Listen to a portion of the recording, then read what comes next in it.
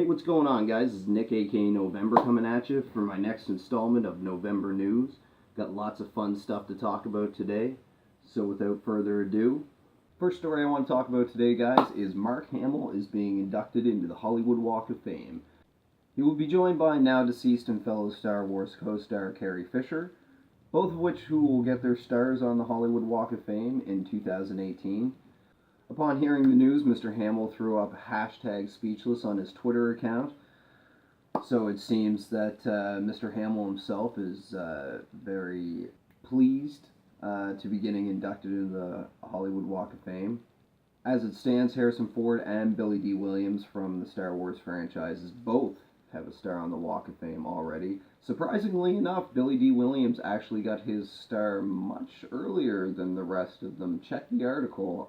You might be surprised. So I just want to say congratulations to the late Miss Carrie Fisher and the great Mark Hamill for finally getting their stars on the Hollywood Walk of Fame.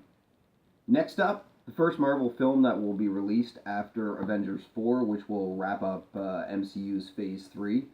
That movie is going to be the sequel to Spider-Man Homecoming.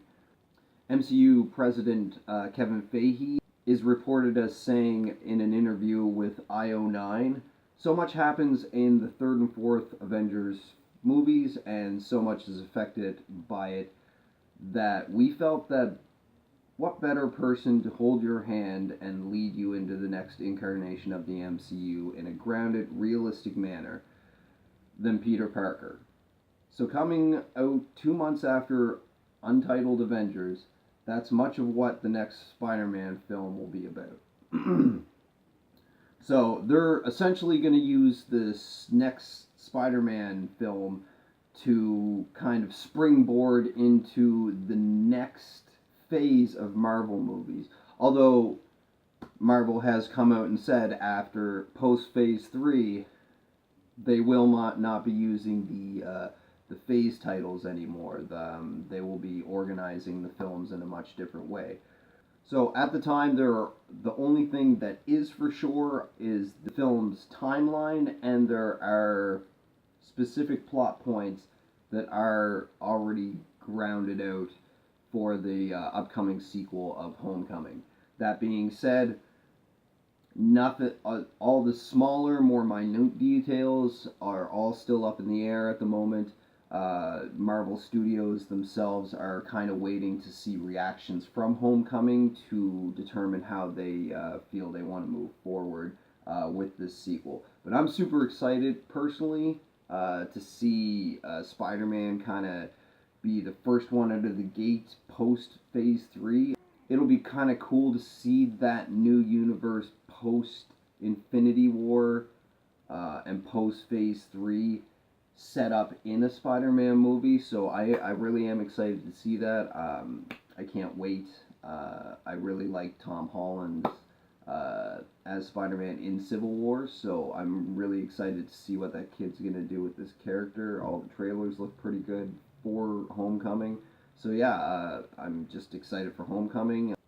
Speaking of, Spider-Man Homecoming drops in theaters 1 week after Canada Day on July the 7th. Go check it out.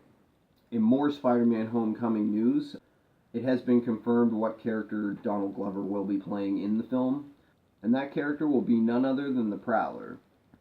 This character in Marvel 616 is a villain turned hero. It seems in this case, though, Donald Glover is actually playing the ultimate version of the character. The thing about the Prowler from the Ultimate Universe is that he is the uncle to Miles Morales, who is the second Spider-Man from the Ultimate Universe. Now, this has a lot of rumors flying around now about whether or not we're going to wind up seeing Miles Morales in a possible movie. So let's talk about that for a second. But first, let's talk about the Prowler character. First of all, the Prowler character, there is no confirmation whether or not Donald Glover is going to be wearing any kind of supervillain suit or anything like that. I would like to comment, though, in my research, I did find out that the Prowler kills the Tinkerer and steals some of his tech from him, and the Tinkerer is confirmed to be in this movie, so there's probably more or less going to be some kind of relationship between those two characters.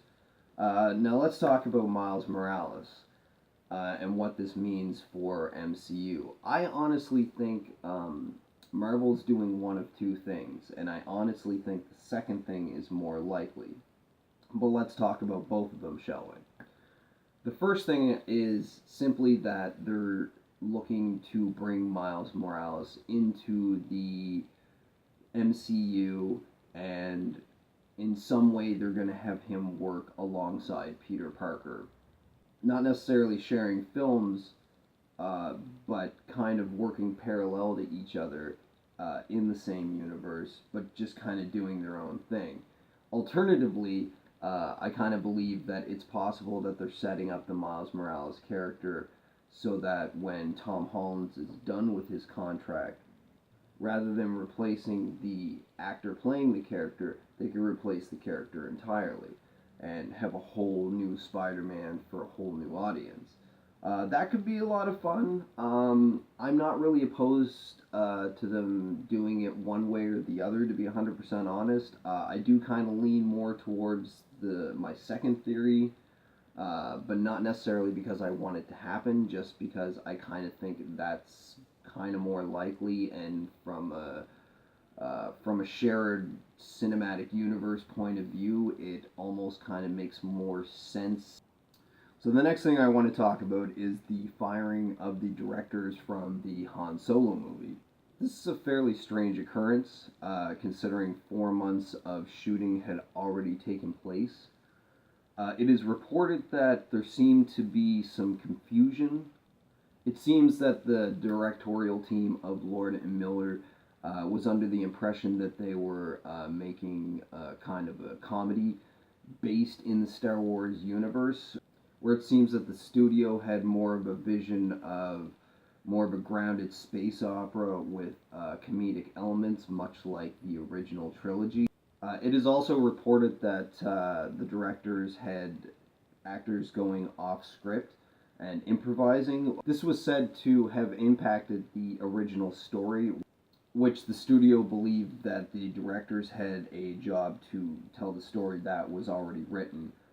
Through some of the research I've done, it does kind of seem that maybe the studio wasn't 100% upfront with the kind of treatment they wanted for the movie when hiring the directors, but there's no kind of confirmation on that for 100%. It is kind of more like allegation than anything at this point, and as far as I can tell from all my research, it's not even really coming from the directors themselves, so I'd almost take that with a little bit of a grain of salt.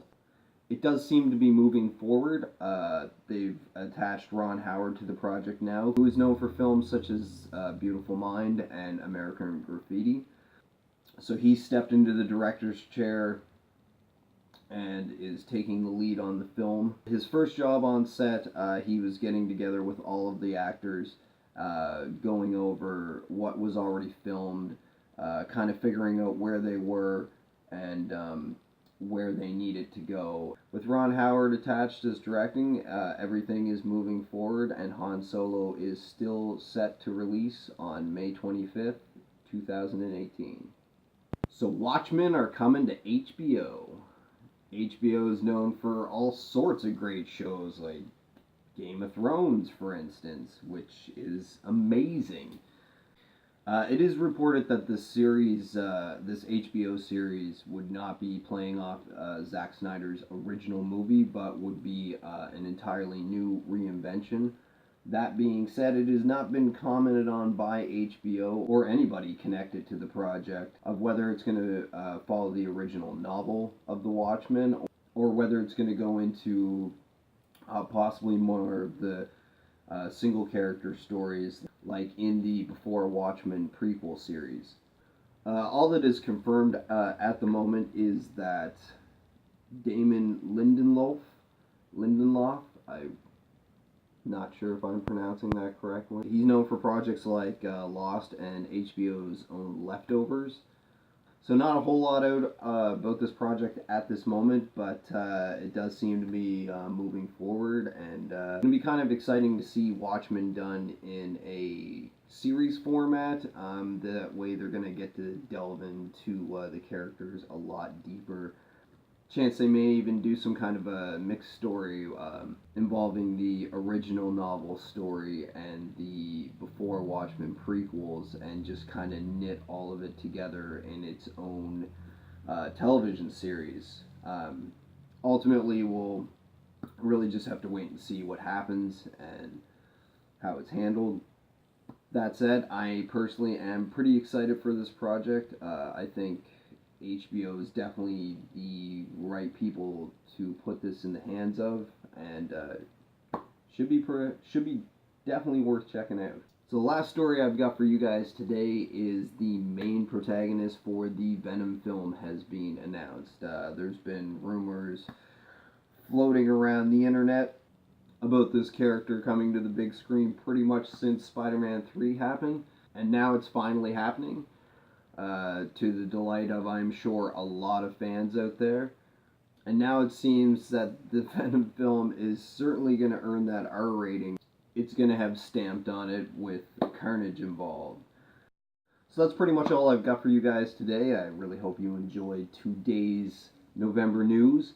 I hope you found some of the topics I talked about today exciting, if not at the very least informative. Links, as always, in the descriptions below on all the stories I talked about today. And remember, kids, if you're doing it right, you're not getting older, you're just getting better. I'll catch you guys around.